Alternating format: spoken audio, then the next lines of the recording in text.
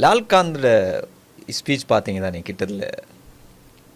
பார்த்தேன் நான் 2-3 ஸ்பீச் இருக்குது. நீங்கள் எதை கேட்குறீங்க? இந்த ப்ரூஸ்லியில் கதை ஒன்று சொல்லுவார். நாங்கள் வந்து இடைக்கடை இருந்ததுக்கு பிறகு ப்ரூஸ்லி சொட்டொண்டு கொடுப்போம், இப்படி தான் இருப்போம். ஏன்னா நிறைய பேர் சொல்கிறாங்களாம் அவங்கள்ட்ட, இந்த என்பிபி கவர்மெண்ட்கிட்ட நிறைய பேர் சொல்கிறாங்களாம் அவங்களுக்கு 2-3 பெரும்பான்மை இருக்குது, நிறைவேற்று அதிகாரம் கொண்ட ஒரு ஜனாதிபதி இருக்குது, பார்லமெண்டத்தில் 159 பேர் இருக்குது, ஆனால் நீங்கள் ஒன்றுமே செய்கிறீங்க இல்லை, ஒன்றுமே செய்யாத மாதிரியே இருக்குதே அப்படிங்கிற ஒரு விமர்சனத்துக்கு தான் அவர் அந்த பதிலொன்று கொடுத்தாரு. நாங்கள் அப்படி தான் இருப்போம், ஆனால் இடைக்கடை ஒரு ப்ரூஸ்லி சொட்டொண்டு கொடுப்போம், ஆனால் அதுக்கப்புறம் நான் காவி கூட போட்டிக்கிறேன், கருப்பு கூட போட்டிக்கிறேன், அப்படி நேஷனல் கூட போட்டிக்கிறேன் அப்படின்னு சொல்லி இது பவுல் சொட்டுன்னு சொல்லக்கூடாது அப்படின்ற மாதிரி சொன்னார். உண்மையாக நான் லால்காந்த்ங்கிற ஒரு இடதுசாரி தோழர் எப்படி பார்க்குறேன்னு சொல்லி சொன்னால் வந்து அவர் ஒரு இடதுசாரி தலைவர், இடதுசாரி கொள்கைகளை சுமந்த ஒரு தலைவர். எஸ், அவர் வந்து மக்கள் விடுதலை முன்னணியினுடைய ஆரம்ப போராளிகளில் முக்கியமான ஒருத்தர். அதே மாதிரி மக்கள் விடுதலை முன்னணி வந்து ஆயுதமேந்திய போராட்ட காலப்பகுதிகளில் இருந்தே அவர் மக்கள் விடுதலை முன்னியில் பயணித்து அதனூடாக மகதை முகாம்களில் இருந்து அதுக்கு பிறகு மக்கள் அரசியலுக்கு வந்து ஒரு தொழிற்சங்கவாதியாக இருந்து தொழிற்சங்கங்களுடைய தலைமை பதவியை வகித்து அதே மாதிரி நேஷ்னல் ட்ரேட் யூனியன் கன்வீனர் மாதிரி, அதாவது தேசிய தொழிற்சங்கங்களுடைய ஒரு ஒருங்கிணைப்பாளர் பதவியில் எல்லாம் இருந்து தான் நிறைய மக்கள் போராட்டங்களை கடந்து தான் அரசியலுக்கு வந்திருக்கிறார். அப்போ அவருக்கு இருக்கிற அரசியல் வாசிப்பு ஏனையவர்களை விட சற்று வித்தியாசமானது என்கிறதான் என்னுடைய முதலாவது அவதானம். இந்த கருத்துக்கள் அவர் எங்கே சொல்கிறாருன்னு சொல்லி சொன்னால், அந்த என்டியூசி ஆர்கனைஸ் பண்ணின லெனினை வாசிப்போம், உலகளாவிய காம்ரேடுகளுக்கு ஒரு வழிகாட்டியாக இருக்கிற லெனினை வாசிப்போம்ங்கிற இடத்துல பேசிக்கொண்டிருக்கிற நேரம் தான் வந்து இந்த விடயத்தை அவர் சொல்றார். ஆனால் லெனினை வாசிப்போம் என்று பேசுகின்ற அந்த நிகழ்வு தான் அவர் பேசினார். ஆனால் முஜிபுர் ரஹ்மான் பார்லிமெண்டத்தில் நீங்கள் பார்த்திருப்பீர்கள், அதுக்கு அடுத்த நாள் பார்லிமெண்டத்தில் பேசுகின்ற போது முஜிபுர் ரஹ்மான் சொல்கிறார் லால்காந்த லெனினை வாசிப்போம் என்கிறார். இங்கே ஜனாதிபதி அனுரவுக்கு பக்கத்தில் யார் டட்லியும் மற்றவர்களும் இருந்து கொண்டிருக்கிறார்கள், இது என்ன அப்படின்ற மாதிரி கேள்வி கேட்கிறாரு முஜிபுர் ரஹ்மான். அல்ல, முஜிபுர் ரஹ்மானுடைய கேள்விங்கிறது அவங்களுக்குன்ற ஒரு அரசியல் நிலைப்பாடு என்று ஸ்திரமாக இல்லை, அதனால் அவங்க தாவி பேசி கொண்டிருக்கிறாங்க. நாங்கள் திருப்பி பேக் டு லால்காந்தனுடைய பேச்சை பார்த்தோம்னா, லால்காந்த தோழர் வந்து தெளிவாக சொல்கிற விஷயம் வந்து, இப்போ நிறைய பேருக்கிட்ட அந்த கேள்வி இருக்குது, நீங்கள் இவ்வளவு பெரிய இமாலய அதிகாரத்தை உங்கள்கிட்ட மக்கள் தந்திருக்காங்க, அப்போ அந்த அதிகாரத்தை நீங்கள் ஏன் முழுமையாக பயன்படுத்தலைங்கிற கேள்வி தான் நாங்கள் வாரது.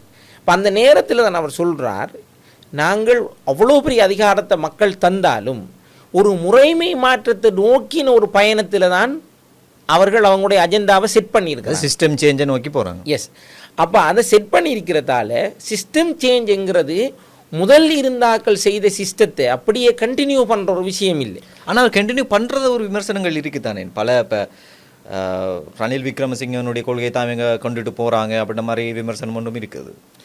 அந்த டைம் டு டைம் வந்து ஒவ்வொரு விஷயத்தை வந்து இல்லை இருக்கிற சிமிலாரிட்டிஸ், இதுக்கு முதல் இருந்தாக்கள் வச்சிருந்த ப்ரொஜெக்ட்ஸுக்கும் இப்போ என்பிபி கவர்மெண்ட் எடுத்துக்க போகிற ப்ரொஜெக்ட்ஸுக்கும் கிடைக்கிற சிமிலாரிட்டிஸை ஒன்றெண்டு சிமிலாரிட்டிஸை வச்சுக்கொண்டு ஒட்டுமொத்தமும் அதை ஒப்பானது என்று சொல்கிறது பொருத்தம் இல்லை. நாம் லால்காந்த தோழர் சொல்கிற விஷயம் என்னென்னு சொல்லி சொன்னால், அதை பிள்ளையாகவும் சிலர் பர்சீவ் பண்ணியிருந்தாங்க. உதாரணத்துக்கு சொல்ல போனால் எதிர்கட்சியினுடைய பாராளுமன்ற உறுப்பினர் சாமர சம்பத் வந்து சொல்லியிருந்தார் வந்து, நீங்கள் ப்ரூஸ்லி ஷோட் அடித்தா நாங்கள் மைக் டைசன் உங்களுக்கு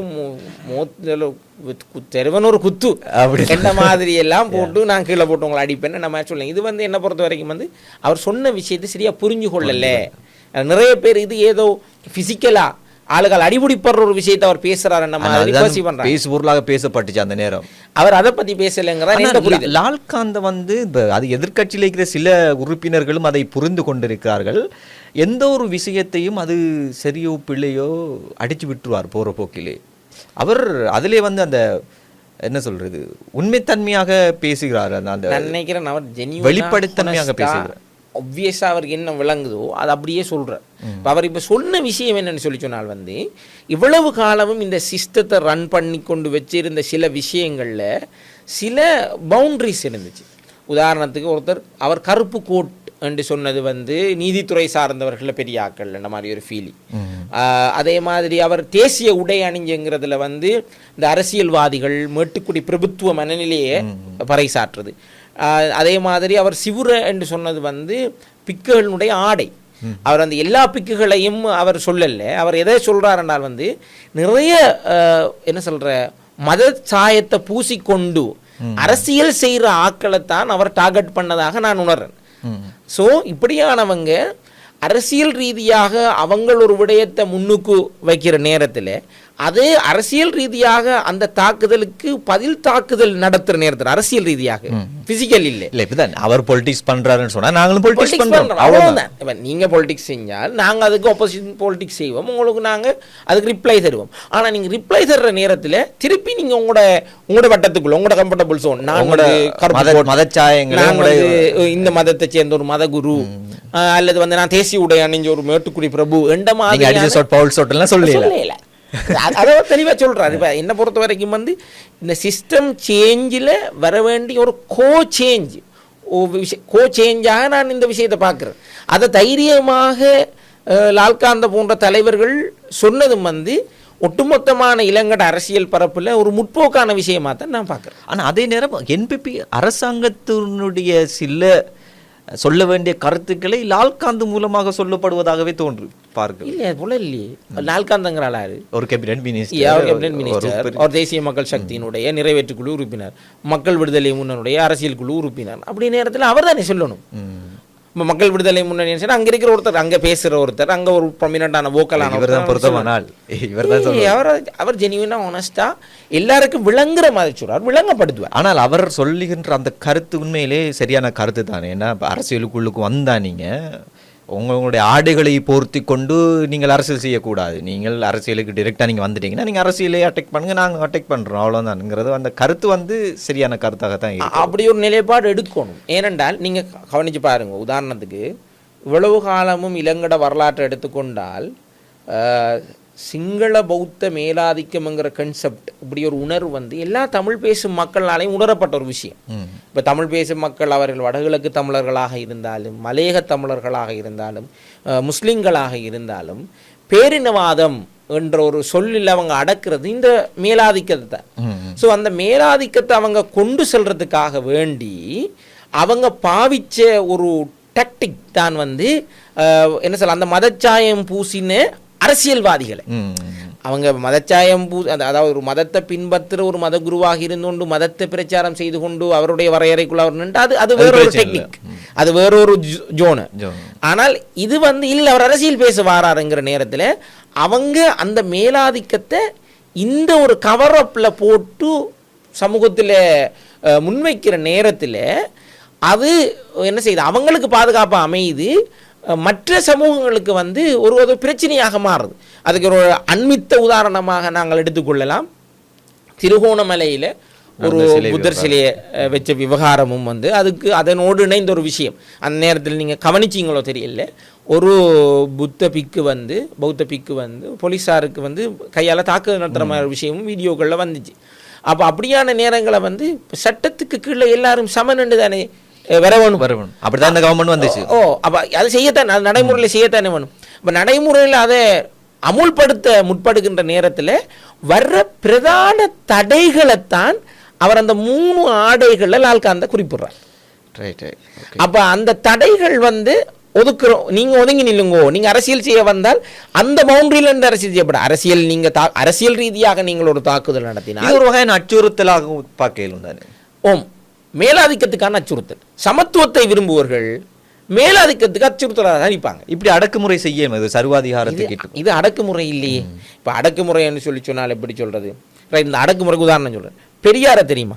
பெரியார் தான் வந்து தமிழ்நாட்டு அரசியலுக்குள்ள இன்றைக்கும் என்ன சொல்ற வலதுசாரி பாசிச சக்திகள் உள்ளுக்கு வரையலாம இருக்கிறதுக்கான ஒரு முக்கியமான காரணம் பெரியார், அம்பேத்கர். பெரியார் ஒரு கோட் இருக்கு.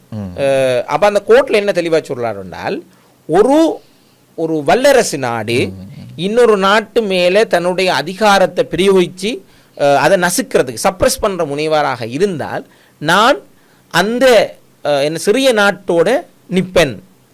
அதே மாதிரி அந்த சிறிய நாட்டுக்குள்ள மதத்தை பாவிச்சு அதிக நம்பரில் இருக்கிற மதக்காராக்கள் வந்து குறைஞ்ச நம்பரில் இருக்கிற மத ஆட்கள் மேலே ஒரு அடக்குமுறையை பிரயோகிக்க முனைஞ்சால் நான் அதுக்கு எதிராக நிற்பேன்.